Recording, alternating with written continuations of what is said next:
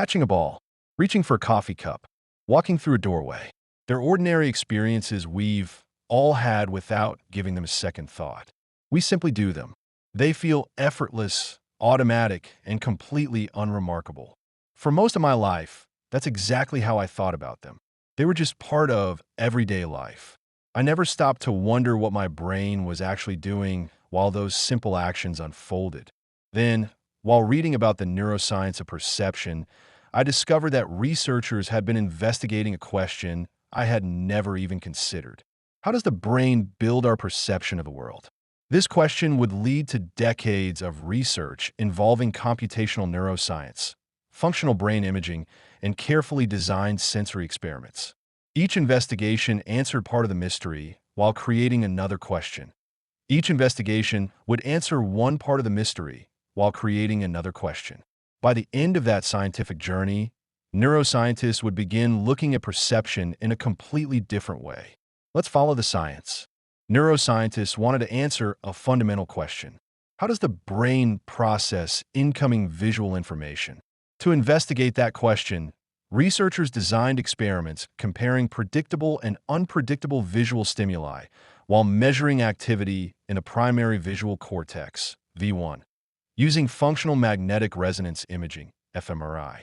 The participants viewed carefully controlled visual stimuli while researchers recorded changes in neural activity within V1, the first cortical region responsible for processing visual information.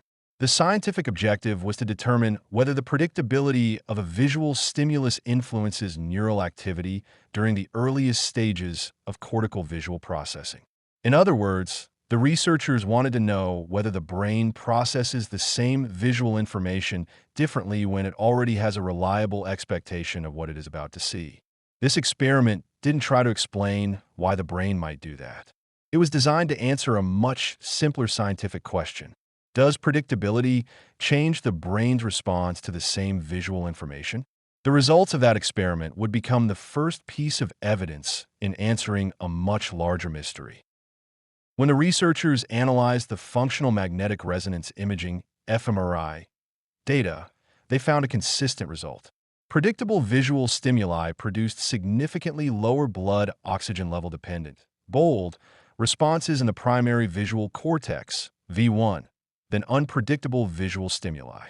The visual stimulus itself had not changed. What changed was whether its appearance could be anticipated from the surrounding visual context.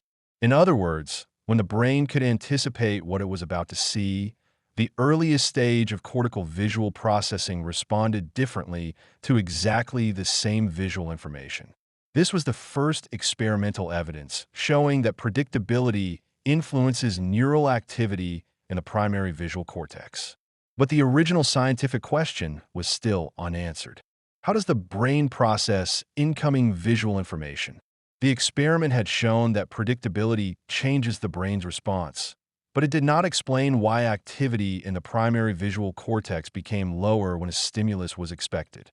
Did lower activity mean the brain was processing predictable information more efficiently? Or was another process responsible for the reduced response? That question became the next stage of the scientific investigation. The first experiment had established an important finding. Predictable visual stimuli produced lower activity in the primary visual cortex, V1. But the result immediately created another scientific question. What did lower activity actually mean? Lower neural activity doesn't automatically mean the brain is doing less. It can reflect many different processes. Researchers needed to determine whether predictable visual information was being represented less accurately or whether the brain had become more efficient at processing it. To investigate that question, neuroscientists designed a new experiment.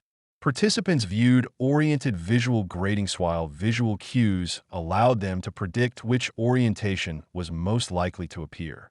Using functional magnetic resonance imaging, fMRI, together with multivoxel pattern analysis, MVPA, researchers measured not only the amount of activity in the primary visual cortex, but also how precisely the orientation of the stimulus was represented.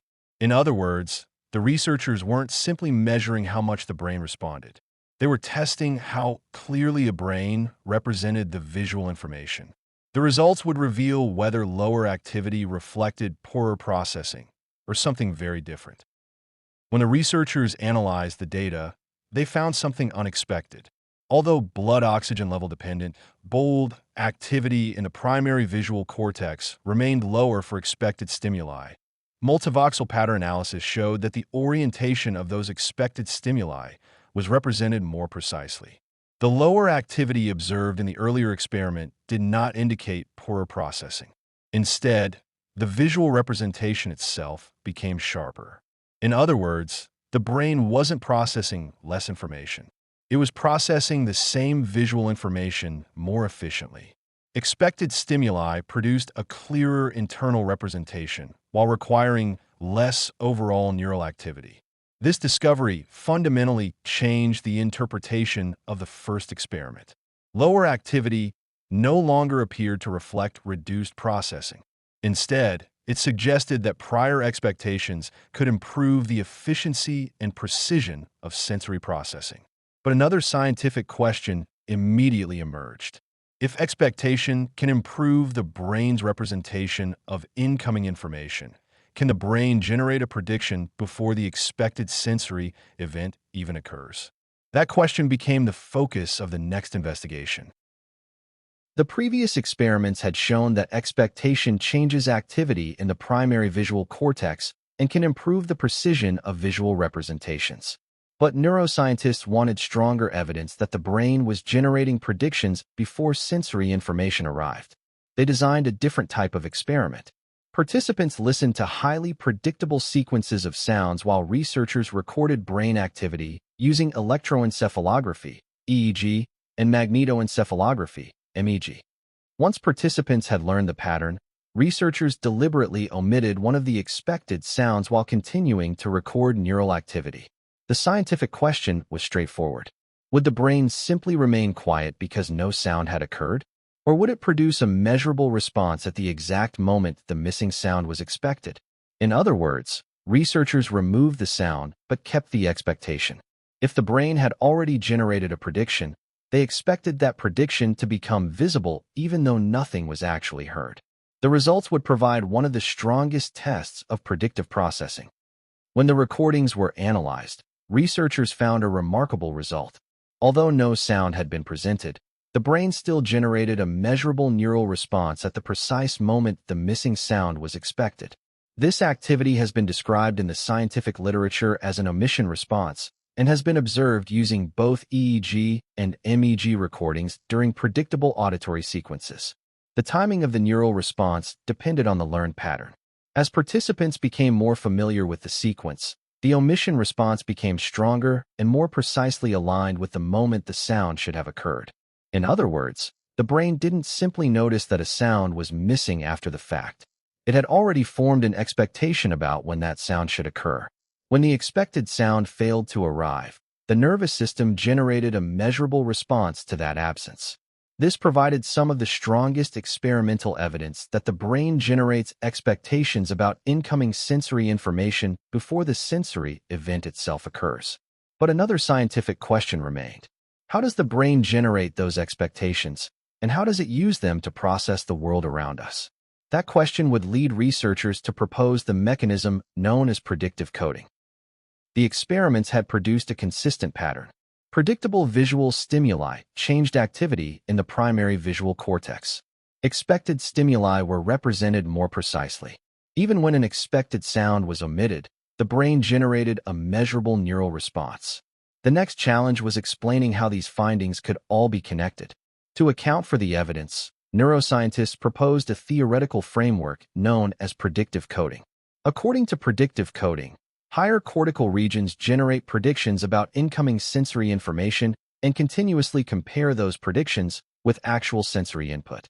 When incoming information matches the prediction, relatively little additional signaling is required. When incoming information differs from the prediction, the mismatch generates what neuroscientists call a prediction error. That error signal is then used to update the brain's internal model. In other words, the brain is continuously comparing what it expected to happen with what actually happened. When those two match, processing becomes more efficient. When they don't, The difference helps the brain improve its future predictions. Predictive coding has become one of the leading frameworks for explaining perception, although researchers continue to investigate exactly how these computations are implemented throughout the brain. By combining evidence from physiology, functional brain imaging, behavioral experiments, and computational neuroscience, researchers began arriving at a common conclusion. The brain does not appear to rely solely on incoming sensory information when processing the world around us. Instead, it continuously combines current sensory input with previous experience, allowing expectations to influence perception from the earliest stages of cortical processing. The experiments we've followed each contributed a different piece of that conclusion. Predictable stimuli changed activity in the primary visual cortex. Expected visual information was represented more precisely. The omission experiments demonstrated that the nervous system generated measurable responses even when an expected sensory event never occurred. Together, these findings support the idea that expectations influence sensory processing before perception is complete. In other words, your brain isn't waiting until every piece of information arrives before it begins processing the world. It uses what it has learned from previous experience to help interpret incoming information, then continuously updates those expectations whenever reality differs from them. This doesn't mean the brain predicts the future in the everyday sense of the phrase. It means the brain uses past experience to anticipate the most likely incoming sensory information, allowing perception to become faster, more efficient, and continuously updated by new evidence.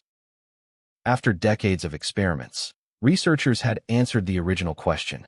The brain does not rely exclusively on incoming sensory information. Previous experience also influences how sensory information is processed. The next question became one of biological function.